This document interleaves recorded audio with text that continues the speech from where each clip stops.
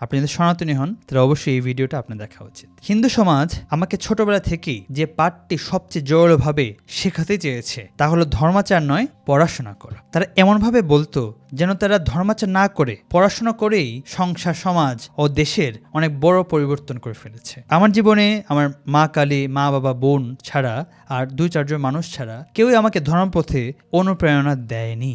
সবাই শুধু নেতিবাচক কথাই বলেছে। এটি ছিল সেই সময়ের চিত্র। যদিও বর্তমানে মা বাবারা ধর্ম অনুসরণ বিষয়ে সচেতন হচ্ছেন, তবে তা বেশ অপ্রতুল। আমি যখন বলি আমার একাডেমিক এক্সেলেন্সে অর্জন, জেলা, বিভাগ বা জাতীয় পর্যায়ে বিভিন্ন স্বীকৃতি অর্জন সবই গভীরভাবে গীতা পাঠ ও ভক্তিমূলক ধ্যানে নিরন্তর চর্চার ফল, তখনও তারা সেটি উপলব্ধি করতে চায় না। কারণ তাদের দৃষ্টিতে ধর্মাচার মানেই পূজায় অঞ্জলি দেয়া, প্যান্ডেলে প্যান্ডেলে ঘোরানো বা একেবারে সন্ন্যাস নিয়ে ফেলা। এর বাইরে যে আমাদের ব্যক্তিগত জীবনে সাফল্য ও সন্তুষ্টি অর্জনে ধর্মের বিশেষ গভীর অবদান রয়েছে তা তারা দেখতে পারছে না। অপরদিকে তারা দেখছে তাদের মাঝে বড় কিছু করার আকাঙ্ক্ষা নেই, মনোযোগের অভাব, সাহসের অভাব, পরিবারে ও সমাজে শান্তির অভাব। এরপরেও তারা ধর্মাচার করছে না, কারণ তারা তাদের নিজের চিন্তার দ্বারা নিজের দূরদৃষ্টির উপর যে পর্দা নামিয়েছে তা সরানো সাহস তাদের নিজেরও নেই।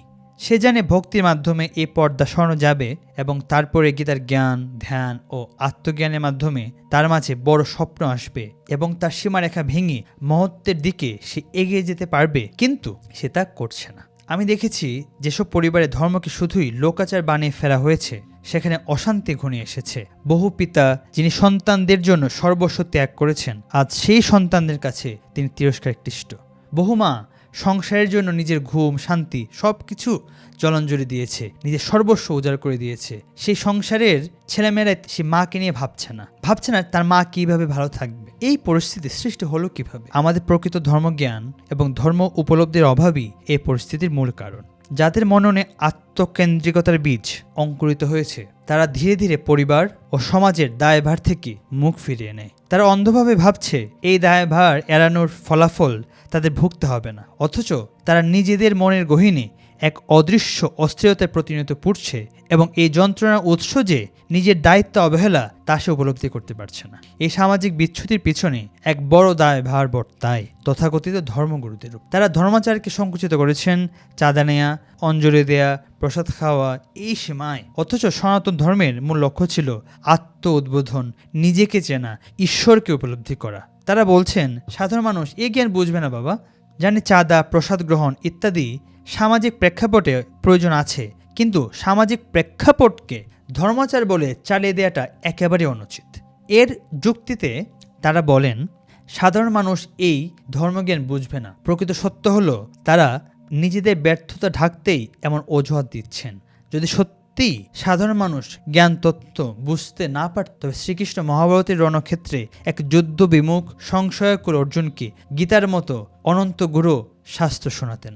শ্রীকৃষ্ণ জানতেন সাধারণ মানুষ পারিবারিক ও সামাজিক চাপে পড়েই দিশাহীন হয়ে পড়ে। তাদের চেতনা জাগাতে, অন্তর্দৃষ্টি জাগাতে গীতার মতো অমৃত উপদেশ সবার প্রয়োজন। সেই চিরন্তন সত্যই আজকে সমাজের জন্য প্রযোজ্য। তাই এখনই সময় লোকাচারকে ধর্মাচার বলা বন্ধ করুন। ধর্মকে আনতে হবে তার মূল জায়গায়, জ্ঞান, বুদ্ধি, অনুভব ও আত্মবীক্ষণের ভিতর দিয়ে। শ্রীরামকৃষ্ণ, চৈতন্যদেব, বিবেকানন্দ যেভাবে সহজ সরল অথচ বুদ্ধিভিত্তিক ধর্মচর্চা সমাজে তুলে ধরেছেন, তেমনি চর্চা ও উপস্থাপনের প্রয়োজন আজ সবচেয়ে বেশি। আজ যারা সত্যিকারের ভক্ত তাদের দায়িত্ব হচ্ছে সন্তানকে ছোটবেলা থেকেই গীতা, উপনিষদ ও আত্মবীক্ষণের পথের সাথে সংযুক্ত করা। শিশু যদি শৈশবেই নিজেকে জানতে শেখে তবে সে হবে ন্যায়নিষ্ঠ, বিশ্লেষণক্ষম, ধ্যানমগ্ন, ক্ষিপ্র বুদ্ধির অধিকারী। সে হবে পরিবার, সমাজ ও দেশের জন্য এক অমূল্য সম্পদ। সনাতন ধর্ম বহু পথের সমাহার। প্রতিটি পথকে সম্মান করতে হবে, কারণ ঈশ্বর লাভ একান্তই ব্যক্তিগত সাধনার বিষয়। কে কিভাবে ঈশ্বরকে চিনবে, ভালোবাসবে, আরাধনা করবে তা তার অন্তর ও উপলব্ধির উপর নির্ভর করে। আমরা যেন তার ব্যক্তিগত উপলব্ধির পথে বাধা না দিই, সেটি হচ্ছে প্রার্থনা। সবাইকে ধন্যবাদ। নমস্কার।